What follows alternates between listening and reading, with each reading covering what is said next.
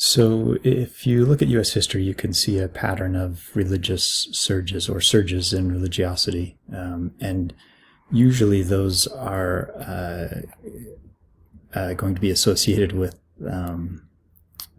some kind of big change. So the first in U.S. history is the Great Awakening, and this was really in response to, partly in response to Enlightenment.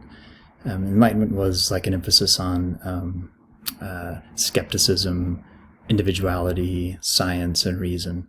And so then the Great Awakening is almost like a response to that. So the Enlightenment was a move away from religion.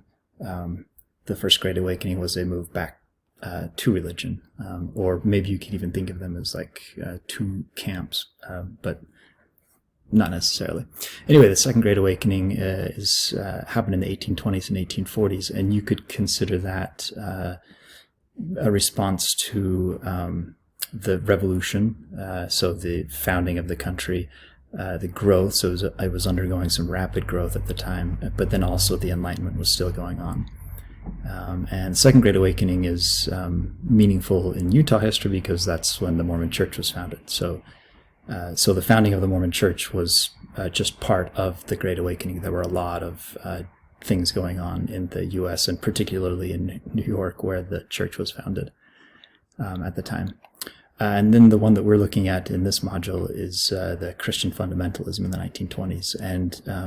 And as we've already indicated, there was a lot of change going on in the 1920s, 1910s.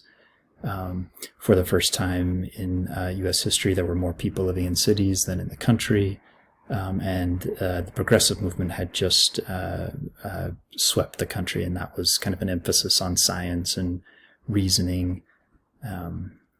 So as a response to that, again, the swing towards science and reasoning, but then a swing towards more religiosity, or in this case, like a fundamentalism. And in this case also, it was mostly a surge in evangelical Christian churches.